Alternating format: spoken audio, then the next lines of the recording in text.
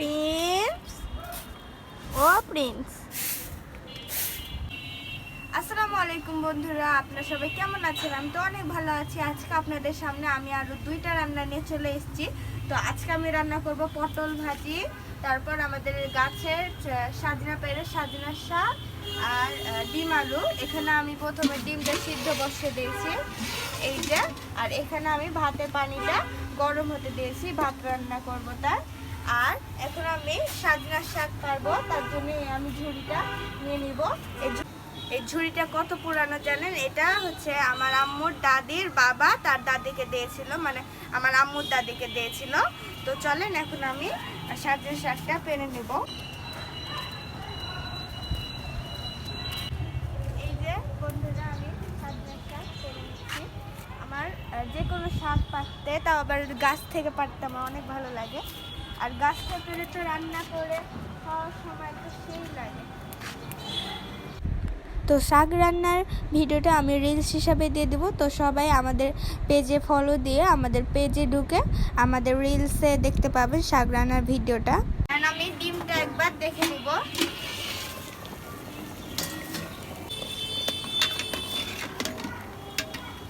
এইদিকে আমি ভাতের পানিটাও একবার দেখে নিব। ভাতের পানি প্রায় গরম হয়ে এসছে। এখন আমি চালটা ধুয়ে রেখেছিলাম দিয়ে দিব। চালটা দেওয়া হয়ে গেছে, এখন নাড়াচাড়া করে ঢেকে দিব।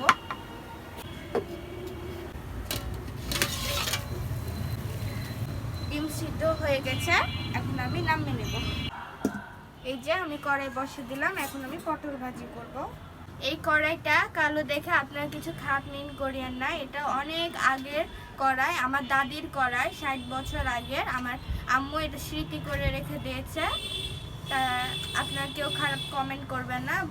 আমি তেল দিয়ে দিয়েছি কড়াইয়ে, এখন আমি পটলটা দিয়ে দেব।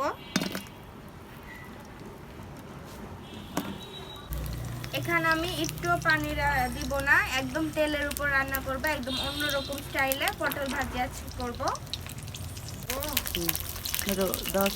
মরিচ গুঁড়ো, গুঁড়ো, জিরা, গোলমরিচ, ধনিয়ার গুঁড়া মশলা, এটা আমাদের বাসায় তৈরি, সামান্য লবণ, আমি ভালো করে নেড়ে নেব।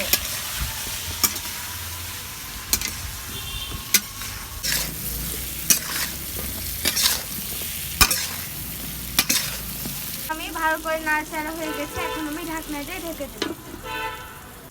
এই যে এখন আমি ডিমগুলো ছেড়ে নিচ্ছি, ডিমগুলো সিদ্ধ হয়ে গেছে।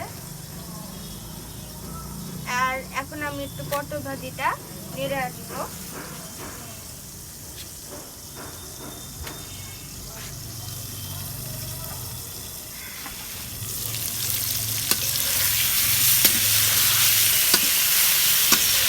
আমি ঢাকনা দিয়ে ঢেকে দেবো আবারও।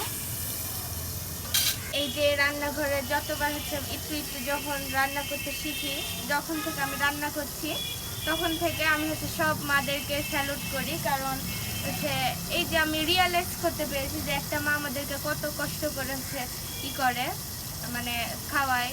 এই তো একবার হচ্ছে কুটা বাছা, একবার নাড়ানাড়ি, একবার হচ্ছে ডিম বা অন্য কিছু ছিলতে যায়, আবার নাড়ানাড়ি, এভাবে অনেক কষ্ট হয় আমাদের মাদের পক্ষে। আমি তো হাঁপিয়ে যাচ্ছি, তাহলে আমাদের মা তো অনেক বড়, তাহলে তাদের কত কষ্ট হয়। তো আমি হচ্ছে সব মাদেরকে হচ্ছে স্যালুট জানাচ্ছি। দেখেন আমি হচ্ছে পানি ছাড়াই তেল দিয়ে কীভাবে হচ্ছে পটলটা সিদ্ধ করে রান্না করছি। এই ভাজিটা এভাবে রান্না করলে অনেক টেস্ট হয়। তো আমার এখানে নাড়া হয়ে গেছে, এখন আমি আবার ঢাকনা দিয়ে ঢেকে নিয়ে দেখবো। ও ফাইন! এই যে ভাতের মাছটা যখন এভাবে ফেনা হয়ে উঠে আমার খুবই ভালো লাগে দেখতে।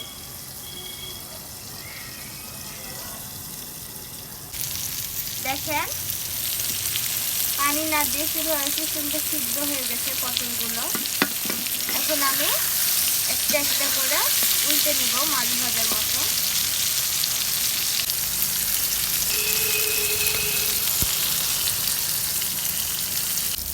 এই যে আমার এক পিস কিন্তু হয়ে গেছে, এখন আমি এখানে পেঁয়াজ কুচি,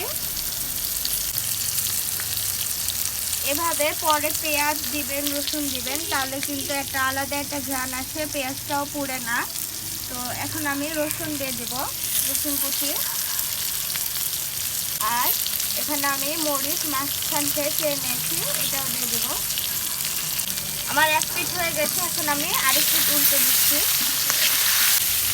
এর সাথে কিন্তু এই যে পেঁয়াজ দিলাম, পেঁয়াজটাও ভাজা ভাজা হয়ে যাবে। পটল আর একটু আছে, ওটার ভাজার সাথে সাথে পেঁয়াজটাও ভাজা হয়ে যাবে।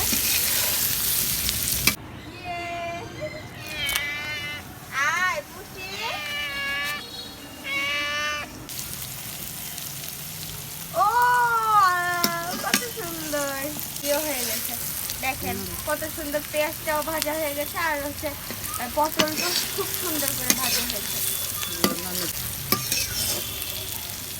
এখন আমি নামিয়ে নিব।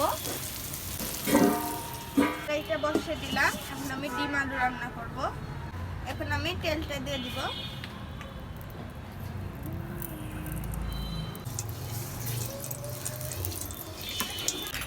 এই সিদ্ধ ডিমগুলো আমি একটু একটু করে ফুটা করে নেব।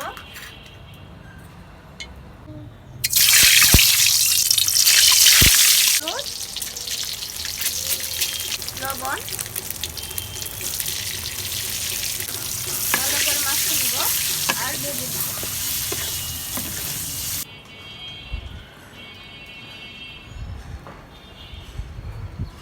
বন্ধুরা দেখেন, এদিকে কিন্তু এক সাইডে মেঘ হচ্ছে, আর এদিকে প্রায় আলো, অনেক আলো আছে, আর ওইদিকে দেখেন মেঘ উঠছে, মানে আছে বৃষ্টি হবে। এইদিকে মেঘ উঠে আছে, ওয়েদারটা আজকে অনেক সুন্দর।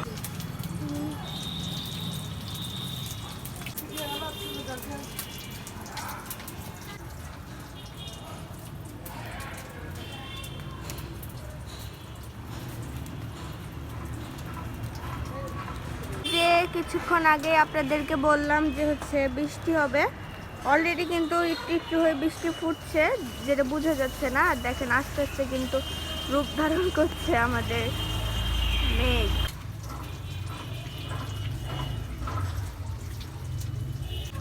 এই যে আমার পটল ভাজির ফাইনাল লুক, দেখুন কত সুন্দর হয়েছে। আর ওদিকে আমি ভাতটাও পাশাতে দিয়ে দিয়েছি, অনেক মজা হবে আজকে খেতে। ডিমটা ভাজা হয়ে গেছে, এখন আমি উঠিয়ে নেব। এই তেজপাতা, কাঠ আর এলাচ আছে, দিয়ে দিচ্ছি। পেঁয়াজ, কাঁচামরিচ। আজকে আমি পেঁয়াজটা বেটে রান্না করব না, ভেজে রান্না করব। এভাবে রান্না করলে অনেক স্বাদ হয়, মাংসকেও হার মানিয়ে দেয়। এভাবে ডিম আলু রান্না করে দেখবেন, অনেক মজা লাগবে খেতে। ভাজা ভাজা হয়ে গেছে, এখন আমি পানি দেব।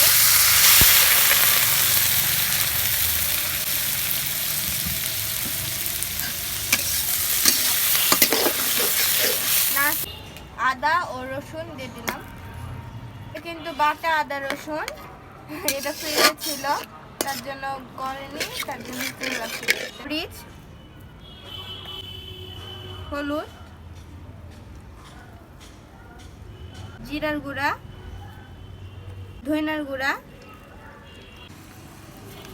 মাংসের মশলা, সব ভালো করে এখন সব গরম হয়ে নেব। ও ফাইন, কত সুন্দর।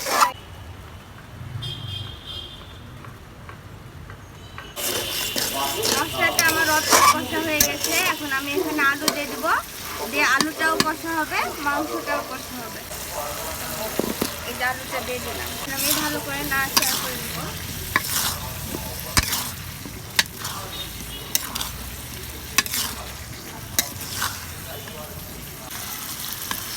আমার যে রান্নাটা সুন্দর হবে সেটা হচ্ছে কালার দেখে বোঝা যাচ্ছে। দেখেন কত সুন্দর কালার, ক্যামেরাটা অনেক হালকা বোঝা যাচ্ছে, কারণ ভাবেন বাস্তবে কত সুন্দর। মশলা যত কষবেন তত ভালো স্বাদ হবে খাবারের, এটা আমার আব্বুর কথা। আমাকে আব্বু বারবার যখন রান্না শেখায় তখন বলে যে মশলা ভালো করে কষবা সময় নিয়ে, তাহলে খাবারের মজা হবে আর ঘ্রাণটা অনেক সুন্দর আসবে আর কালারটা তো বলার বাইরে।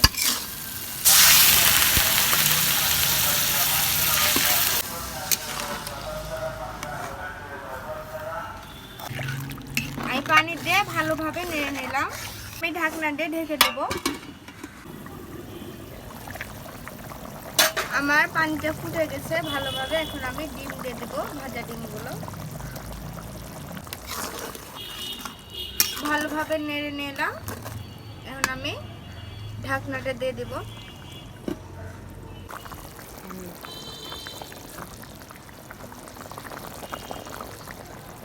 এই যে আমাদের বাড়িতে বানানো সেই গুঁড়া মশলাটা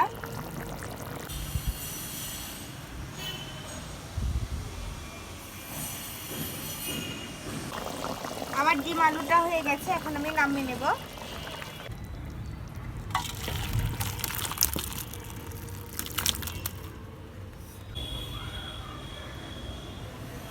এই যে আমাদের সব তরকারি, এই যে ভাত শখের হাঁড়িতে, এই যে পটল ভাজি, এই যে শাক আর এই যে ডিম আলু। তো আজকের ভিডিওটা ছিল এ পর্যন্তই। ভিডিওটা ভালো লাগলে অবশ্যই লাইক, কমেন্ট, শেয়ার এবং সাবস্ক্রাইব করে দেবেন এবং যারা ফেসবুকে আছেন তারা ফলো দিয়ে পাশে থাকবেন। তো সবাইকে আল্লাহ হাফেজ, বাই।